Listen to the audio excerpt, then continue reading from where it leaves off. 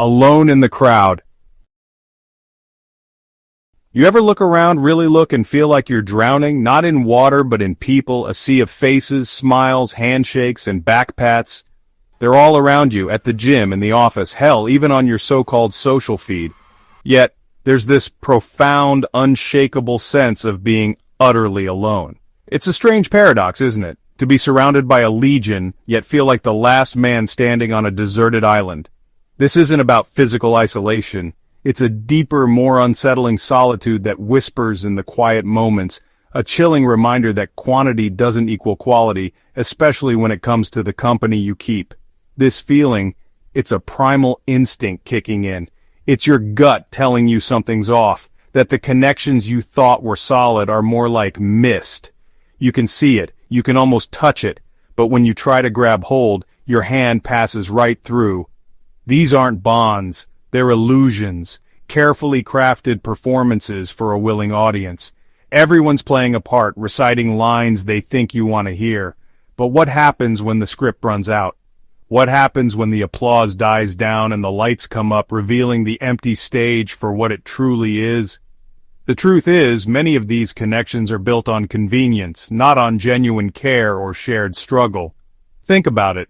How many of those voices cheering you on when things are good are actually invested in your journey? How many of them truly understand the grind, the sacrifice, the blood, sweat, and tears you pour into your hustle every single damn day? It's easy to be a friend when the sun is shining, when the winds are rolling in, when there's something to be gained by association. But that's not friendship, man. That's opportunism dressed up in a friendly disguise. It's a transactional relationship, a temporary alliance based on perceived benefit, not on unwavering loyalty or a deep, resonant understanding of who you are at your core. This initial sense of solitude, even amongst the throng, is the first warning sign. It's your internal alarm system blaring, trying to cut through the noise of superficial interactions. You might brush it off at first, tell yourself you're just being cynical, or maybe you're just tired. But that feeling, that gnawing emptiness, it doesn't lie. It's the universe tapping you on the shoulder, a subtle but persistent nudge towards a harsh but necessary awakening. The crowd is a comfortable place to hide, but real growth, real strength, isn't found in comfort. It's forged in the fire, often when you find yourself standing starkly, unequivocally alone. The first test of loyalty.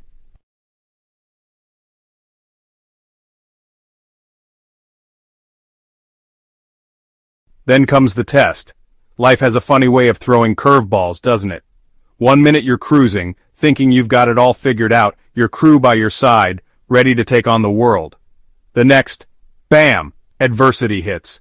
Maybe it's a financial storm, a business deal gone south, a personal crisis that shakes you to your very foundations.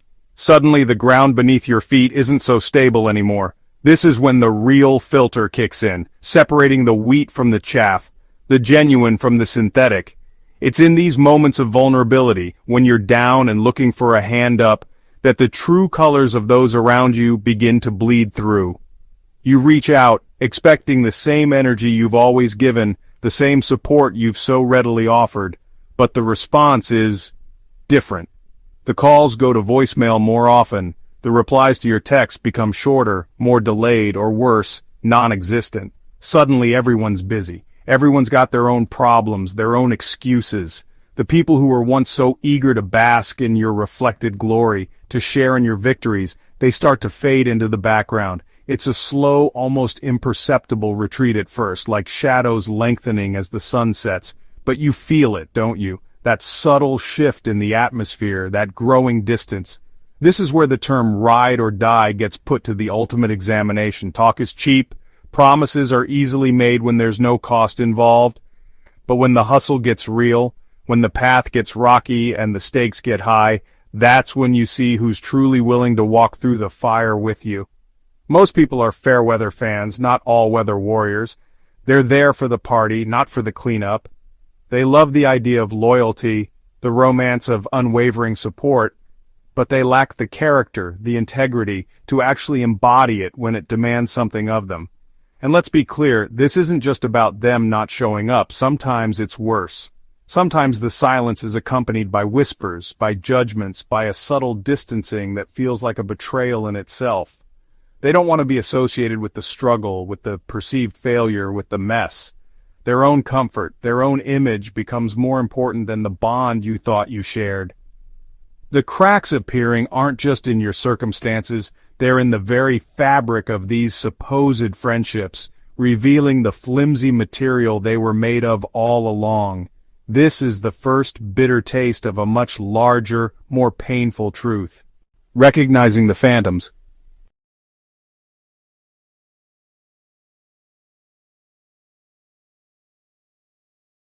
The realization doesn't always hit you like a thunderbolt. Sometimes it's a slow burn, a creeping awareness that the people you trusted, the ones you called your friends, were never really there in the first place.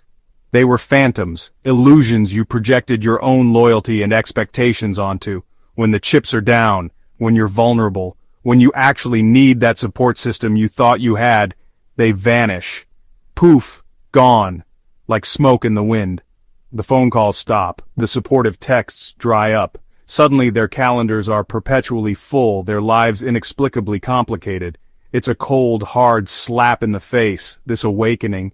You start to replay conversations, scrutinize past actions, look for the red flags you undoubtedly missed while blinded by camaraderie or perhaps naivety. Were they ever truly celebrating your wins, or were they just waiting for their turn in the spotlight? Were they offering genuine advice or subtly steering you in directions that benefited them? The questions multiply, each one chipping away at the carefully constructed image you had of your circle. This isn't just disappointment, it's a profound sense of being duped, of having your trust exploited by those you held in high regard. The silence from these so-called friends can be deafening. It's an absence that speaks volumes, louder than any lie they could ever tell. You see them moving on, sometimes even thriving, seemingly unbothered by your struggles or their own disappearing act. It's a brutal lesson in human nature, a stark reminder that not everyone operates with the same moral compass, the same sense of loyalty or decency. Some people are purely transactional, always calculating what's in it for them. When you're no longer an asset, or worse, when you become a perceived liability, they cut their losses without a second thought. This isn't about them leaving scars in the traditional sense, it's more insidious than that. Fake friends don't just hurt you, they make you question your own judgment. They make you doubt your ability to see people for who they truly are. That's the deeper wound. The betrayal is one thing, but the erosion of your own intuition, your own trust in yourself, that's the part that stings the most. Recognizing these phantoms for what they are is painful, yes, but it's also the first crucial step towards reclaiming your power and clearing the path for what's real, for what truly matters in your relentless pursuit of the hustle. When silence screams louder than lies,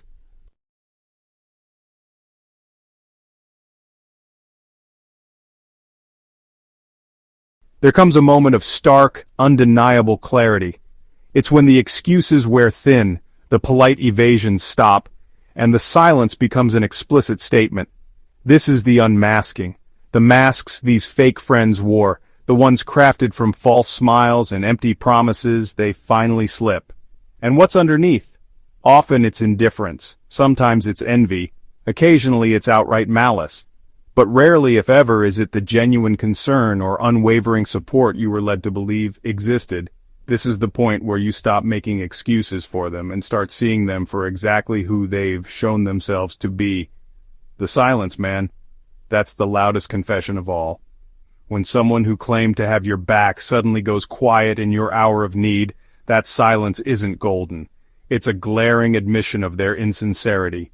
It screams a truth that no carefully worded lie could ever conceal. They're not busy. They're not overwhelmed. They're simply not there for you. And they never truly were. This realization is a punch to the gut, sure, but it's also incredibly liberating. It cuts through the bullshit, tears down the facade, and leaves you standing in the raw, unfiltered truth of your situation. You begin to understand that their departure isn't a loss, it's a filtration process. Life, in its brutal wisdom, is removing the dead weight, the energy vampires, the pretenders who were only holding you back or dimming your shine. It's a painful decluttering, no doubt about it. But it's essential for your growth, for your focus, for the real hustle that lies ahead. You can't build an empire with people who are secretly hoping you'll fail, or who will abandon ship at the first sign of a storm. You need warriors, not fair-weather flatterers. This unmasking is not the end of your story. It's the beginning of a more authentic chapter. It clarifies who deserves to be in your life and, more importantly, who doesn't. The anger and the hurt are valid. Let them fuel you. But don't let them consume you. Instead, let this experience sharpen your instincts, fortify your resolve, and teach you the invaluable lesson of self-reliance. The initial pain of recognizing these fake friends gives way to a powerful understanding. Your journey is your own, and those who aren't truly with you are simply making space for those who will be, or for the strength you'll find in going it alone. Trust shattered early.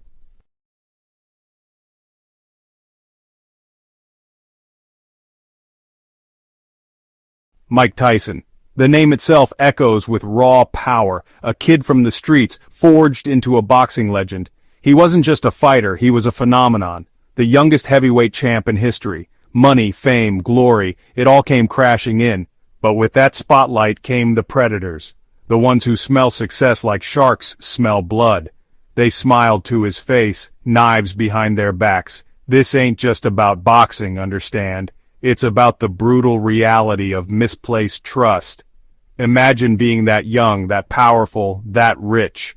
Suddenly everyone wants a piece of you. Everyone's your best friend, your confidant, your advisor. They whisper sweet nothings in your ear, promises of loyalty, of shared dreams, of us against the world.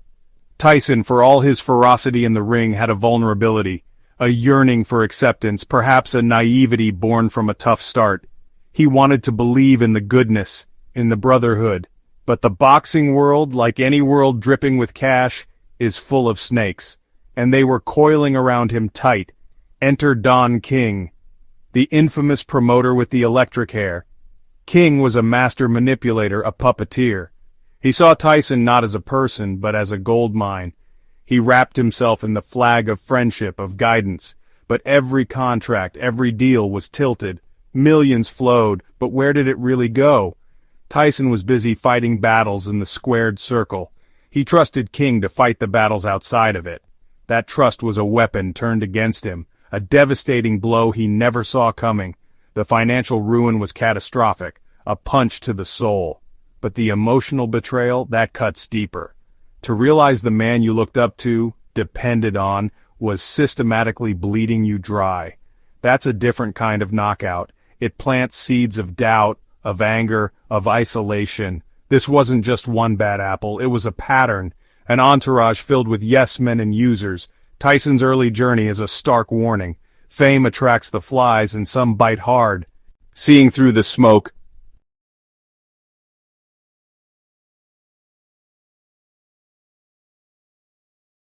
Then came the fall, the prison sentence. Stripped of the titles, the entourage, the illusion. Confined to a cell, Tyson had nothing but time. Time to think, to reflect, to truly see. The smoke and mirrors of his past life began to clear. He started to connect the dots, the betrayals, the so-called friends who vanished when the money dried up, the advisors who advised themselves to his fortune. This isolation, forced as it was, became a crucible. A painful yet necessary period of awakening. In that solitude, the faces of the fake became clear. He saw Don King not as a mentor, but a con man. He saw the hangers-on for the leeches they were, people who fed off his energy, his success, his generosity. They weren't there for Mike, the man. They were there for Tyson, the cash machine. This realization is a bitter pill to swallow. It forces you to confront your own misjudgments, to accept that you let the wolves into your own house. But it's the first step towards reclaiming yourself. The process of untangling this web of deceit is brutal. It's not just about anger, it's about profound disappointment. You question every handshake, every promise, every smile. Who was real? Who was playing a part? For Tyson, this reckoning was a long, hard road. He had to rebuild not just his finances, but his trust in humanity. Or more accurately, his ability to discern the genuine from the fake.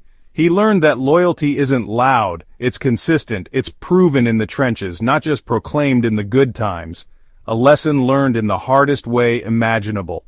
Iron Mike emerged a different man, wiser, more cautious. The naive trust was gone, replaced by a steely resolve. He understood the game now, both inside and outside the ring. He learned to guard his circle, to value true connection. The betrayals left scars, no doubt.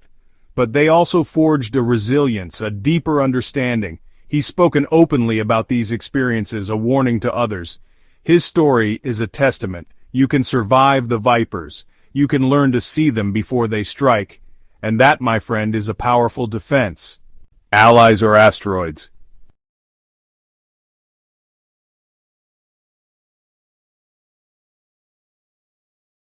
Now let's shift gears. From the brute force of boxing to the cutthroat world of tech, Elon Musk, a name synonymous with disruption, PayPal, Tesla, SpaceX game-changing ventures. This man dreams big, risks big, achieves big. But building empires isn't a solo mission. You need teams, partners, investors. And in that high-stakes orbit, not everyone is an ally. Some are asteroids, threatening to derail your trajectory, masking their own agendas behind a shared vision. Think about the early days. The dot-com boom. Musk was there in the thick of it. Zip2, then X.com, which became PayPal. These weren't smooth rides. They were roller coasters, full of power struggles, boardroom battles, shifting loyalties. He was even ousted as CEO of PayPal while on his honeymoon. Imagine that, building something revolutionary, pouring your heart and soul into it, only to be shoved aside by those you worked alongside. The price of disruption.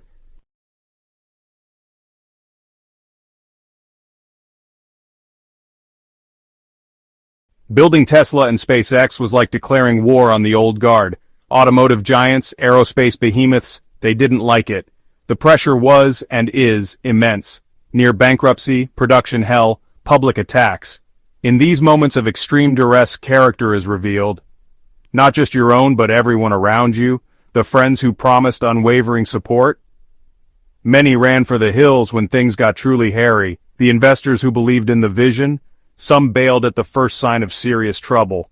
Think about the wolves in sheep's clothing inside the company. Employees who might leak sensitive information. Executives who prioritize their own careers over the mission. These aren't just hypotheticals. These are realities in high-stakes games. Musk has faced internal battles, undoubtedly. People he trusted, who had access to his vision, turning against it or trying to exploit it. This isn't just business. It's personal when you've risked it all. It forces a hardening, a skepticism that's necessary for survival. You learn to trust but verify, constantly. The price of disruption is often paid in relationships. Friends or foes on 8 Mile?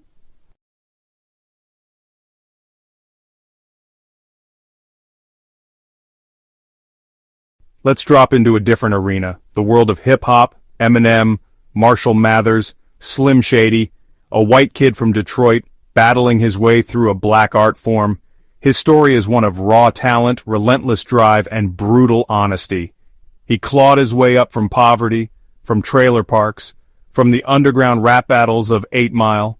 You'd think the struggle would forge unbreakable bonds, that the guys who were with you in the trenches, they'd be your brothers for life, right? Sometimes. And sometimes fame changes everything. When you're nobody, loyalty is easy, there's nothing to gain. But when the world knows your name, when the money flows, suddenly everyone's your cousin, your childhood friend. Eminem's rise was meteoric, unprecedented. And with that fame came a new set of challenges. Sorting the real from the fake in his own circle, old friends who couldn't handle his success, or wanted a handout. New friends who were just industry plants looking for an angle, for an Slim Shady's purge.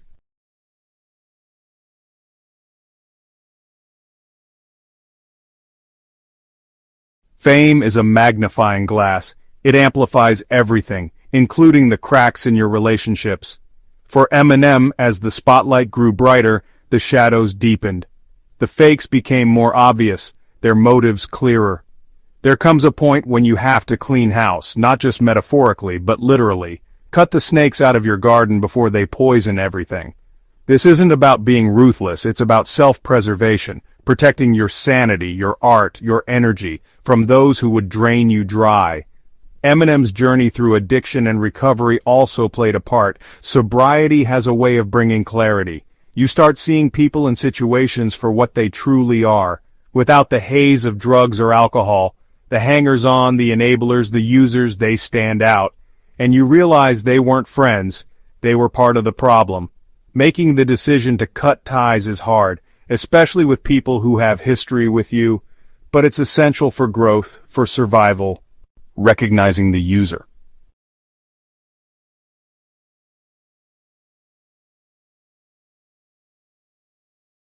Section 7. The Predator's Playbook, Recognizing the User. These stories, Tyson, Musk, Eminem, they're different contexts. Boxing, tech, music, different battlefields. But the predators, the fake friends, they use a similar playbook. They're chameleons, masters of disguise. They study you, learn your weaknesses, your desires, then they morph into what you want to see. The loyal supporter, the understanding confidant, the fun-loving sidekick. It's a performance, a carefully crafted illusion, designed to get them close, to gain your trust, before they sink their teeth in. One of their key tactics? Excessive flattery. Love bombing.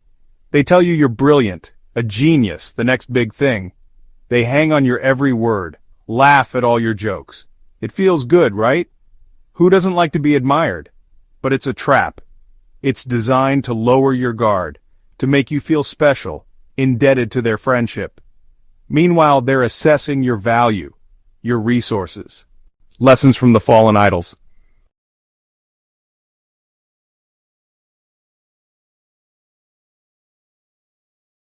Section 8.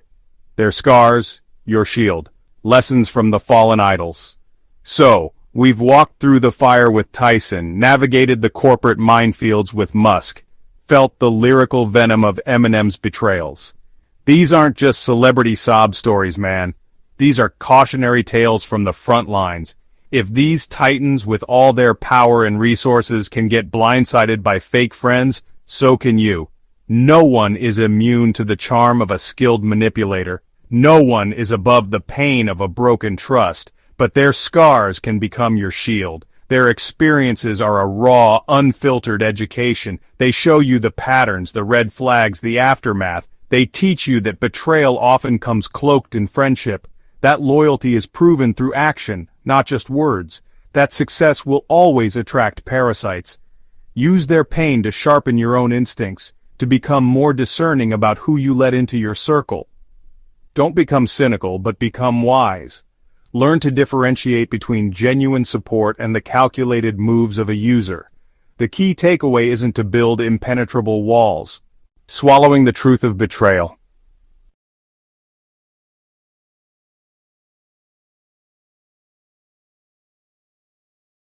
Section 1. The Bitter Pill. Swallowing the truth of betrayal. When that knife twists in your back, man, it's not just a flesh wound, it's a soul wound.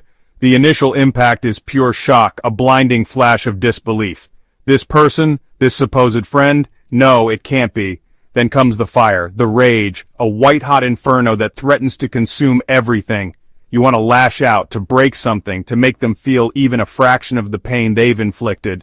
But beneath that anger, there's a deep, aching confusion. Why? How could someone you trusted, someone you let into your world, turn out to be a fucking viper? It's a betrayal that echoes, that resonates through every part of your being, leaving you questioning everything you thought was real. This betrayal, it does something else too. It holds up a goddamn mirror.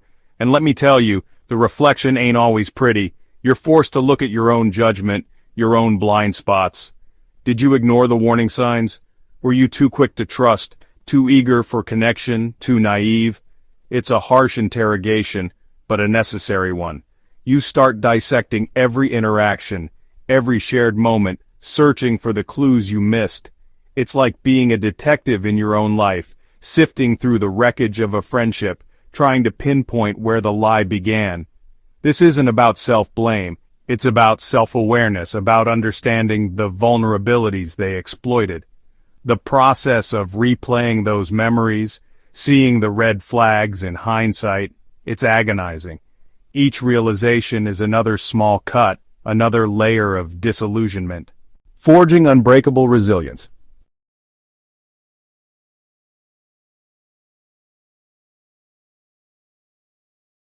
Section 2, Scar Tissue, Forging Unbreakable Resilience.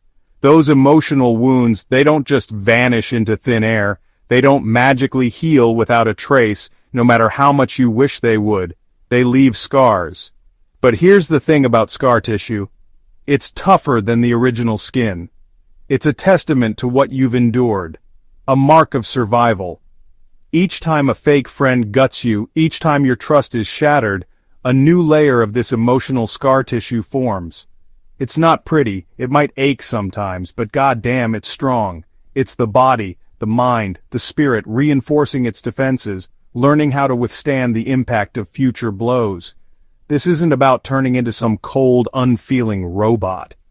It's not about building walls so high that nothing can get in. That's a prison, not a fortress. This is about forging resilience, true resilience.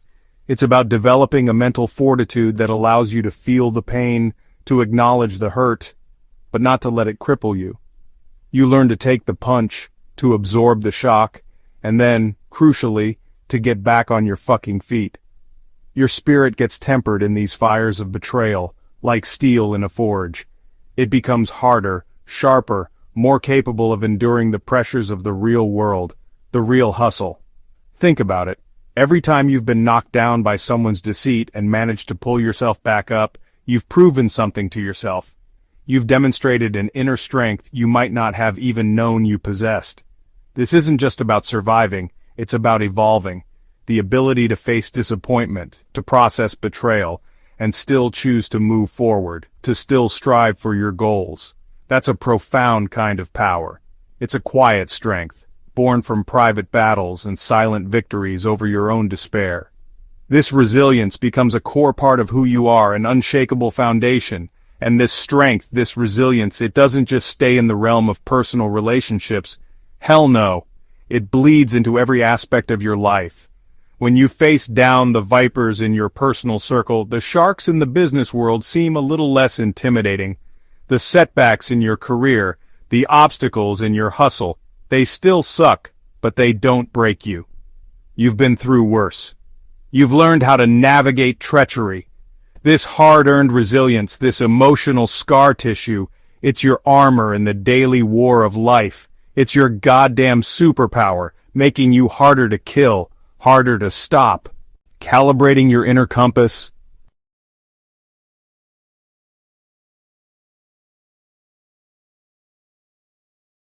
Section 3. The Sixth Sense. Calibrating your inner compass. Those fake friends, those smiling assassins, they unknowingly do you a massive favor. They become the ultimate training ground for your intuition. They force you to sharpen that sixth sense, to fine-tune your internal bullshit detector until it's screaming loud and clear at the first sign of insincerity. Before, you might have dismissed those little nagging feelings, those subtle inconsistencies in someone's story or behavior. You might have given them the benefit of the doubt, chalked it up to your own paranoia. Not anymore. Now those alarm bells are impossible to ignore. Your gut becomes your most trusted advisor. You start to see beyond the carefully constructed facades. You notice the micro-expressions, the slight hesitation before a lie, the way their eyes don't quite match their smile. You become a student of human nature, not out of cynicism, but out of necessity. You learn to differentiate between genuine warmth and calculated charm, between authentic support and self-serving flattery, the empty words, the promises that never materialize, the constant stream of excuses. They become glaringly obvious. It's like you've been given a new pair of glasses, ones that reveal the invisible ink of hidden agendas. Trusting that gut feeling, that deep primal instinct becomes non-negotiable. It's your finely calibrated inner compass, honed by the painful lessons of past navigations through treacherous waters. When something feels off, it usually is. Your subconscious mind picks up on thousands of cues that your conscious brain might overlook. Learning to listen to that quiet voice, that internal whisper that says, "Watch out," is one of the most valuable skills you can develop. It's your early warning system, your first line of defense against the manipulators and the users who are always lurking, looking for their next mark. This heightened awareness, this refined judgment of character, it's a goddamn superpower. It doesn't just protect you from more fake friends, it makes you a shrewder operator in every area of your life. In business negotiations, you can sense when someone's holding back, when they're not being straight with you. In new relationships, romantic or otherwise, you can spot the red flags from a mile away. You move with more confidence, more discernment, because you trust your ability to see people for who they truly are, not just who they pretend to be. This isn't about being suspicious of everyone, it's about being wise to the ways of the world. Channeling pain into purpose.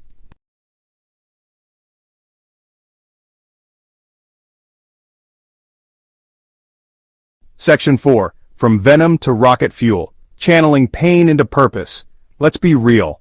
When someone you trusted sticks a blade in your back, the rage is immense. The hurt cuts deep. The disappointment can feel like a fucking anchor, dragging you down into a dark, bitter place. These are powerful, visceral emotions, and you've got a choice. You can let that venom poison you, let it fester inside, turning you into a cynical, resentful shell of your former self. Or, you can take all that raw, negative energy and transmute it. You can turn that poison into pure, high-octane rocket fuel for your ambitions, for your hustle. Don't misunderstand. This isn't about suppressing the anger or pretending the pain doesn't exist. Feel it, acknowledge it, let it burn. But then, you channel that fire, you use it to forge an unbreakable resolve. Every lie they told, every act of betrayal, every moment they made you feel small or used, let that become a reason to push harder, to aim higher, to demand more from yourself. Let their doubt in you or their malicious intent become the catalyst for your greatest achievements. You're not just proving them wrong, you're proving yourself right. The best revenge? It's not stooping to their level. It's not engaging in petty squabbles or trying to expose them. Fuck that. That's a waste of your precious energy, your valuable time. The most potent, most satisfying revenge is massive, undeniable success. It's building a life so incredible, achieving goals so audacious, that their betrayal becomes a mere footnote in your epic story. It's outgrowing them, outshining them, to the point where they become insignificant. Your thriving existence, your relentless pursuit of excellence, that's the ultimate fuck you to anyone who ever tried to bring you down. This alchemy, this process of turning the vilest emotional poison into the most potent personal power, is what separates the survivors from the victims. Victims wallow in their misfortune. Survivors use their wounds as stepping stones. You take the shit they threw at you, and you use it as fertilizer to grow something magnificent. This isn't just about resilience. It's about offensive power. You become driven by a force that those who've never faced true adversity can barely comprehend. You become unstoppable, not in spite of the pain, but because of it. That pain becomes your goddamn edge. Lessons forged in fire, not classrooms.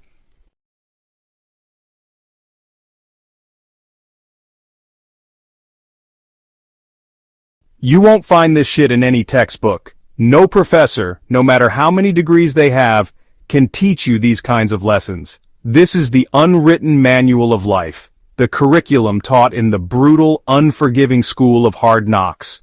The lessons gleaned from the wreckage of fake friendships, from the sting of betrayal, these are forged in the crucible of real-world experience. They're visceral, they're painful, and they're fucking permanent.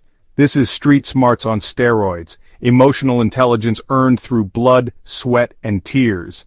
Not the sanitized, theoretical bullshit they feed you elsewhere. The profound emotional intelligence you gain from navigating these treacherous waters makes you wiser. It makes you more discerning.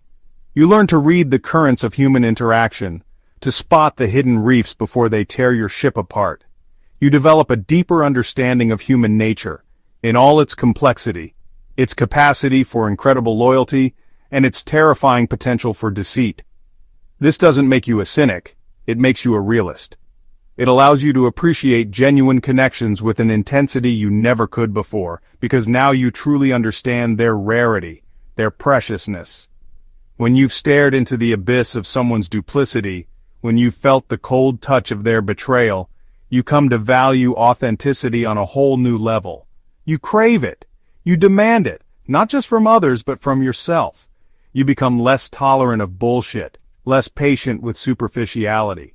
You understand that true strength isn't about a tough exterior or a loud voice. It's about integrity, about character, about having a moral compass that doesn't waver when the storms hit. These are the qualities you start to recognize and cherish in the real ones who deserve a place in your life. Ultimately, these hard-won lessons are the bedrock of genuine, lasting strength.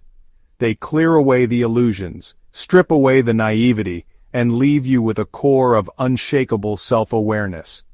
This wisdom, paid for in pain, becomes an invaluable asset in your relentless pursuit of the hustle, in your quest for authentic achievement. It paves the way for deeper, more meaningful relationships built on trust and mutual respect, not convenience or opportunism. The fire of betrayal burns away the dross, and what remains is pure tempered steel. You are no longer just surviving, you are equipped to truly fucking thrive. Finding power in the quiet.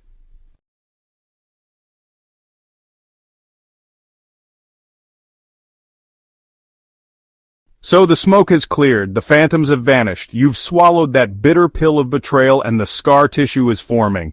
Now what? Do you rush out to fill that void, desperate for new faces, new connections, terrified of being alone?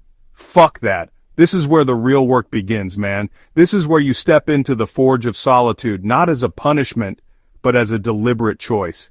It's not about locking yourself away from the world forever. It's about creating a sacred space where you can dismantle the bullshit piece by piece and start rebuilding on a foundation of pure, unadulterated truth. This quiet isn't empty, it's pregnant with potential.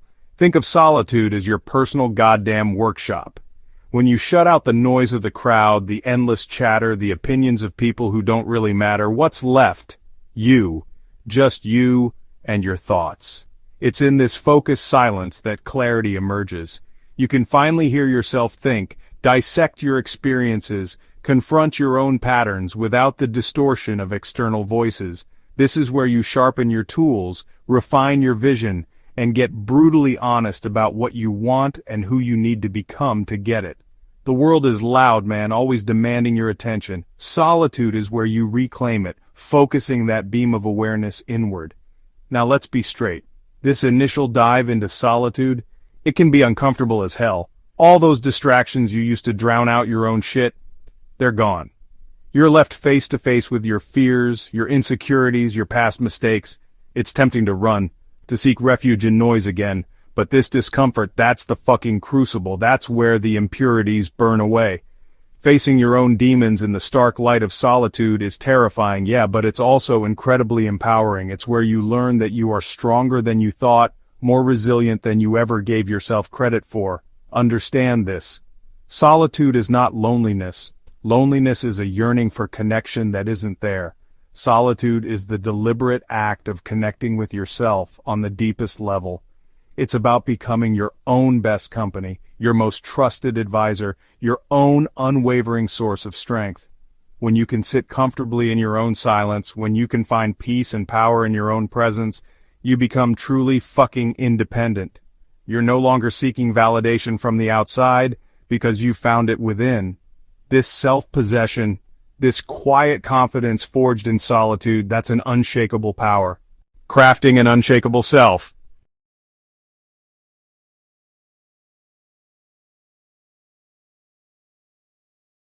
Once you've cut ties with the leeches, the energy vampires, the so-called friends who are nothing but dead weight, you'll find your hustle often becomes a more solitary pursuit. And you know what? That's not a fucking tragedy, it's a goddamn purification. Think of all the energy you wasted trying to maintain those fake connections, trying to please people who didn't give a shit about you, navigating their drama, their bullshit. All that energy, all that focus, it now gets redirected. It flows back to you, to your goals, to your vision. This solo ascent isn't about being abandoned, It's about being streamlined for peak performance. Without the constant distraction of toxic dynamics, without the need to second-guess motives or watch your back among your supposed crew, your mind clears. Your determination sharpens to a razor's edge. You can pour every ounce of your being into what truly matters, building your empire, honing your craft, achieving those audacious goals you set for yourself. There's a raw, unfiltered power in this focused effort. You're not diluting your strength by spreading it thin across a network of fakes.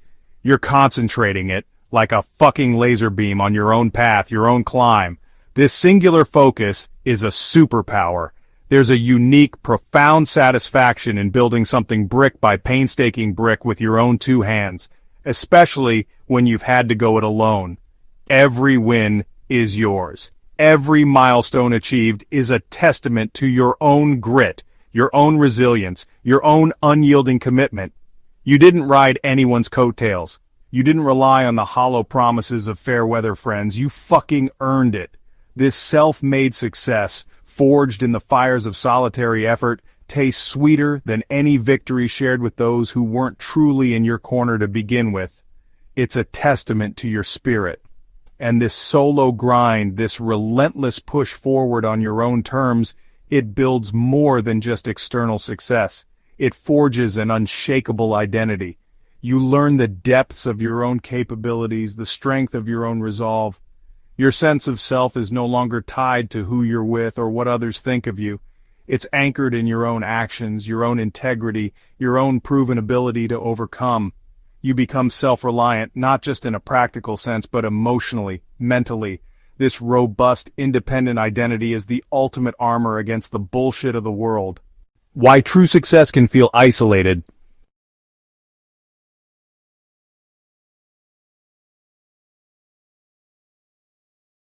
Here's a hard truth most people won't tell you about success. The higher you climb, the lonelier it can get.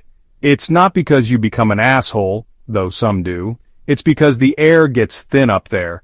When you're relentlessly pursuing massive goals, when you're achieving things most people only dream about, you naturally start to outgrow your previous environment.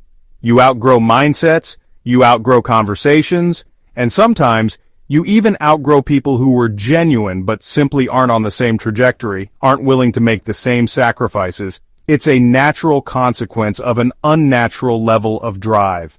Few people truly understand the weight of responsibility, the crushing pressure, the unique set of challenges that come with operating at a high level. They see the highlight reel, the wins, the shiny exterior. They don't see the sleepless nights, the constant problem solving, the gut-wrenching decisions, the sheer fucking sacrifice it takes. So when you try to talk about it, you're often met with blank stares or worse, with platitudes from people who can't possibly comprehend the battlefield you're on. This creates an invisible barrier, a sense of being fundamentally misunderstood, even by well-meaning individuals. Remember what we said about fake friends? They can't handle your shine. They drop off like flies when your success magnifies their own insecurities or lack of ambition. That's a given. But even some real ones, people who genuinely care, they might struggle to keep pace. Their paths diverge, their priorities shift. It's not necessarily a malicious thing, it's just life. The herd thins out naturally as you ascend. The circle gets smaller, not because you're intentionally pushing people away, but because the journey itself demands a different kind of companion, or often no companion at all for certain stretches. This perceived loneliness at the summit isn't a sign that you've done something wrong. It's often a byproduct of doing something extraordinarily right. It's the price of admission for entry into realms of achievement that most people will never experience. Don't let it spook you. Don't let it make you shrink back down to a level where the crowd is thicker. Embrace it as a sign that you're pushing boundaries, that you're in rare company. The view from the top might be solitary, but goddamn, it's a perspective earned by the few who dared to make the climb. The unrivaled flex of being real.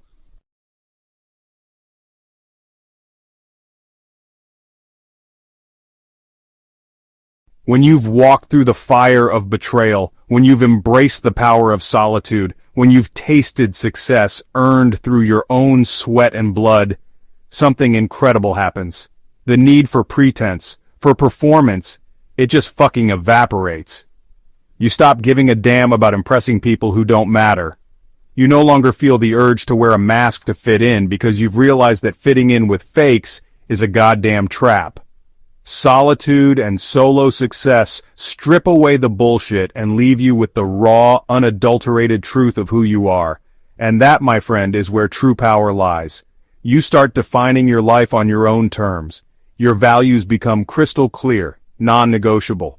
Your mission, your purpose, it's yours. Not something cobbled together from the expectations of others. You speak your truth, even when it's uncomfortable, even when it ruffles feathers. You move with an integrity that's palpable because you're no longer trying to be anyone but yourself. This authenticity becomes your brand, your signature. It's not something you consciously construct, it's something you uncover, something you become when you shed all the layers of societal conditioning and people-pleasing bullshit. And here's the kicker. This raw, unfiltered authenticity is magnetic as hell. Not to the fakes, not to the superficial crowd. They'll be repelled by it, intimidated by it. But it draws in other genuine souls. People who resonate with your realness, who appreciate your integrity, who are on their own path of authentic living. Your circle might be smaller, but goddamn, it's solid gold. Quality smashes quantity into dust every single time. These are the connections that nourish you, that support your true self, not the hollow validation you once sought from a crowd of pretenders. So, what's the real flex? Is it the fancy car, the big house, the number in your bank account? Sure, those things can be nice, they can be tools. But the ultimate flex, the one that truly signifies power and freedom, is the unwavering ability to be unapologetically, authentically yourself. It's the quiet confidence that comes from knowing who you are, what you stand for, and not needing anyone else's approval to validate your existence. This profound sense of self, this freedom, is often forged in the crucible of solitude after you've had the courage to tell the fake world to fuck off. Embracing your singular journey.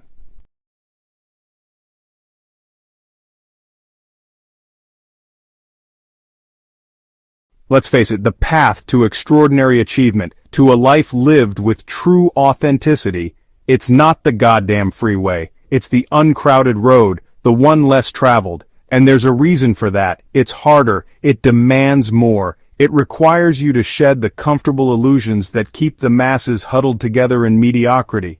It asks you to stand apart, to think for yourself, to forge your own way even when there's no map, no clear signposts, and no cheering section of sycophants. This path isn't for the faint of heart, it's for the goddamn warriors. Embracing this uncrowded road means accepting the profound truth that your journey is unique. Your vision is singular. What drives you, what you're meant to build, to create, to become, it's specific to you. Trying to conform to someone else's idea of success, or to walk in lockstep with a crowd that doesn't share your fire, is a recipe for a miserable, unfulfilled life. The courage to step onto your own path, even if it means walking it alone for a while, is the hallmark of a true individual, someone committed to their own evolution, their own damn destiny. There's a profound peace and an undeniable power that comes from walking this singular path. Yes, there will be moments of doubt. Yes, there will be times when the solitude feels heavy, but these are fleeting. What endures is the deep satisfaction of knowing you are living in alignment with your truest self, that you are not compromising your integrity for acceptance, that you are not dimming your light to make others feel comfortable. This intrinsic reward, this inner congruence, far outweighs the hollow noise and superficial comforts of the crowded, well-trodden highway of conformity. This, right here, is the essence of the real hustle.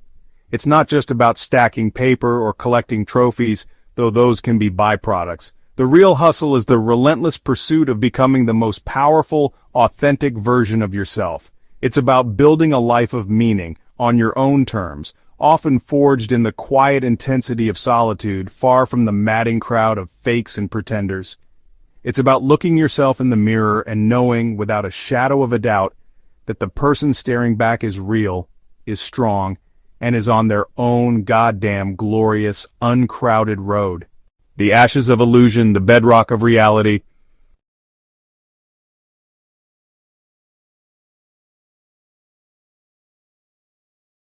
So, we've been through the fucking ringer, haven't we? We've stared into the abyss of fake friendships, felt the sting of betrayal from those we once called brothers, sisters, confidants.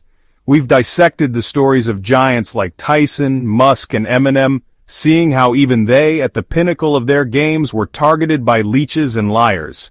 We've acknowledged the bitter pill, the scar tissue, the hard-earned wisdom that comes from navigating a world crawling with pretenders. This journey through the dark underbelly of human connection wasn't for shits and giggles, man. It was about stripping away the bullshit to find something solid underneath all the goddamn rubble. This isn't about wallowing in victimhood, understand? Fuck that noise. This whole goddamn thing, this triggered reality check, it's about empowerment. It's about taking those gut punches and learning how to throw one back, not at them, but at the circumstances that try to define you. Recognizing the fakes, feeling that pain, that's just the first step. The real power comes from understanding that every broken bond, every shattered illusion, clears the path. It's like a forest fire, devastating at first, but it burns away the deadwood, making space for new, stronger growth. What felt like destruction was actually a necessary demolition. The ashes of those burnt bridges, those incinerated illusions of friendship, they aren't just remnants of pain. They are the very bedrock of a new reality, a reality built on truth, on self-awareness, on an unshakable understanding of who you are and who deserves your precious fucking energy. You've seen the playbook of the predators. You've learned to calibrate your inner compass. You've felt the forging power of solitude. This clarity, this raw, unfiltered perspective you've gained, this is your new foundation. It's solid, it's real, it's yours. And it's from this ground that you launch your next offensive. So, as we stand here at the precipice of what comes next, remember this. The pain was a teacher, the betrayal a lesson, the solitude was your training ground. You're not emerging from this weaker or more cynical.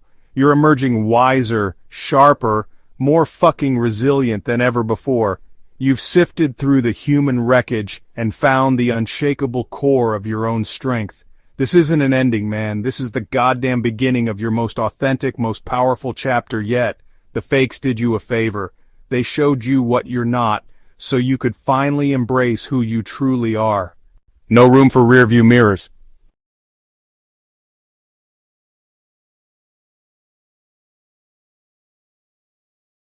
Now let's talk about what you do with this newfound clarity, this hard-won strength.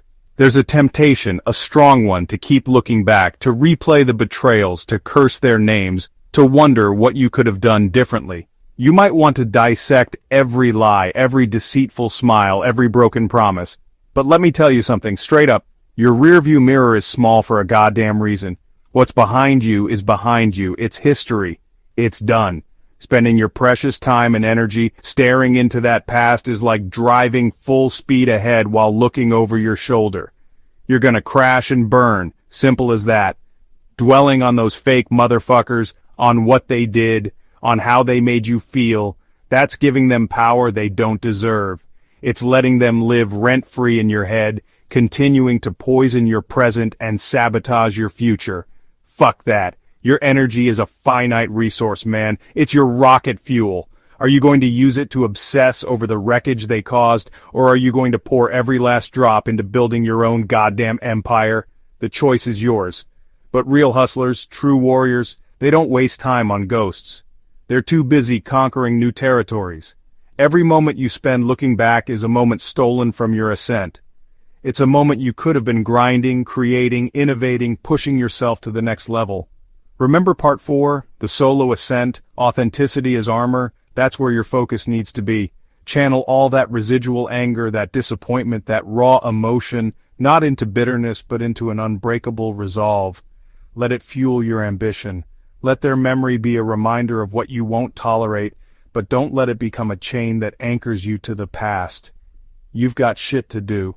They'll have their regrets, trust me. When they see you soaring, when they witness your massive success from the sidelines, they'll understand what they lost, what they threw away, but that's their burden to carry, not yours. Your only concern is your trajectory, your mission. Keep your eyes locked on the horizon.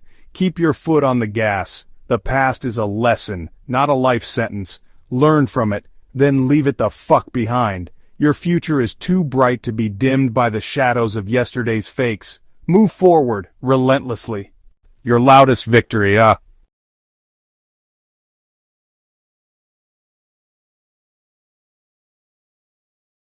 We talked about revenge, not the petty kind, not the kind that drags you down into their sewer. No, we're talking about the kind of revenge that echoes. The kind that silences every critic, every doubter, every fake piece of shit who ever underestimated you. And that revenge, my friend, is massive, undeniable, earth-shattering success. It's not about showing them up for their sake. It's about showing up for yourself, on a scale that's impossible to ignore. Your achievements become the loudest statement, a testament to your resilience, your drive, your sheer fucking will. Think about it. When you're crushing your goals, when you're living a life beyond what they or even you once imagined, what can they say? Their whispers of negativity, their attempts to undermine you, they become pathetic, irrelevant. Your success drowns out their noise. It's not about rubbing their noses in it. It's about creating a reality so powerful, so luminous, that their darkness simply can't penetrate it. You become untouchable, not through arrogance but through accomplishment. You're too busy building, too busy winning to even register their irrelevant opinions anymore. That's true power. This isn't about seeking their validation either. Their approval became worthless the moment they showed their true colors. This is about validating yourself. It's about proving to that person in the mirror, the one who's been through hell and back, that they have what it takes. Each milestone you hit, each obstacle you overcome, it's a middle finger to the fakes, sure, but more importantly, it's a salute to your own goddamn spirit. The satisfaction comes not from their envy, but from your own hard-earned self-respect. That's a high no drug can match, a victory no one can take away. So let your ambition burn bright. Let your hustle be relentless. Let your success be the deafening roar that makes all their past bullshit fade into an insignificant whisper. This isn't just about material gain, it's about the person you become in the process. Stronger, wiser, more authentic. The person who didn't just survive the fakes but used their treachery as stepping stones to reach heights they could only dream of. Your thriving life, your undeniable achievements, that's the ultimate comeback. That's your enduring, powerful, and most eloquent victory. Go out and claim it. Real ones only.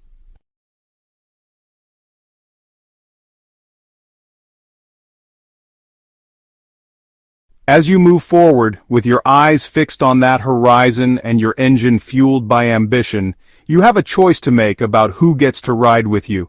The experience with fake friends, as brutal as it was, has given you an invaluable gift: discernment. You now understand the profound difference between superficial connections and genuine alliances. You've learned that a small circle of lions is infinitely more powerful than a sprawling herd of sheep, especially when half those sheep are wolves in disguise. This is where you make a pact, with yourself and with the universe. Real ones only. This isn't about building impenetrable walls around your heart. It's about installing a goddamn high-security checkpoint manned by your honed intuition and your hard-earned wisdom. You let people in, but you vet them. You observe their actions, not just their words. You test their loyalty in small ways. You see how they show up when things are tough, not just when the champagne is flowing. This commitment to surrounding yourself with authenticity isn't elitist. It's an act of profound self-respect. You are protecting your energy, your vision, your sanity. Being true to yourself, as we discussed, is your ultimate armor, and part of that authenticity is demanding it from others. You no longer have the time or the tolerance for bullshit artists, for manipulators, for energy vampires. Your standards are higher now, not just for yourself but for the company you keep. This means having uncomfortable conversations sometimes. It means walking away from connections that feel off, even if you can't quite articulate why. It means choosing quality over quantity, depth over breadth, every single fucking time. Your life is too precious to be diluted by insincerity. This real one's only mantra isn't just a catchy phrase, it's a lifestyle. It's a conscious, daily decision to cultivate relationships built on trust, mutual respect, and shared values. It's about creating a sanctuary where you can be your true self and where others can do the same. These genuine connections, however few they might be, will be your bedrock, your true support system. They will celebrate your wins without envy and stand by you in your struggles without flinching. This is the circle you deserve. This is the circle you will build, one authentic connection at a time. Ignite the signal, spread the fire.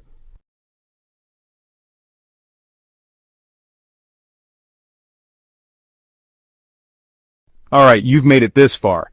You've absorbed the lessons, felt the fire, and hopefully, you're feeling that surge of power, that unshakable resolve to cut the fakes loose and embrace your real hustle. But this isn't just about your individual journey. This shit we've been talking about, it's a goddamn epidemic.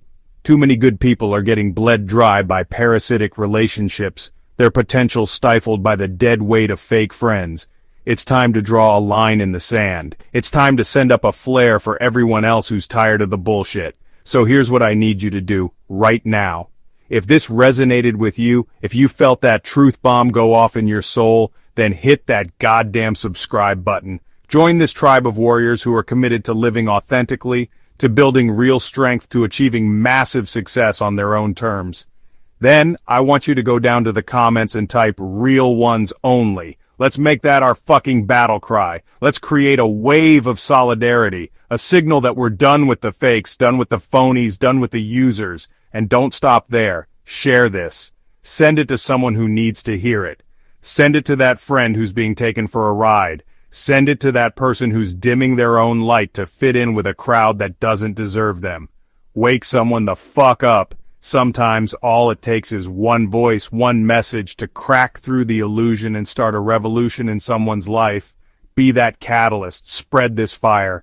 Let's help each other reclaim our power, our focus, our goddamn lives from the hands of those who only seek to drain us. This is more than just content, man. This is a movement towards radical honesty, towards unshakable self-reliance, towards building a world where genuine connection is valued above all else. So step up, make your declaration, be part of the solution. Because life is too short, your dreams are too big, and your potential is too fucking vast to let fake friends derail your destiny. It's time to choose your circle wisely. It's time to choose yourself. Fuck fake friends. Now go out there and be undeniably, unapologetically real.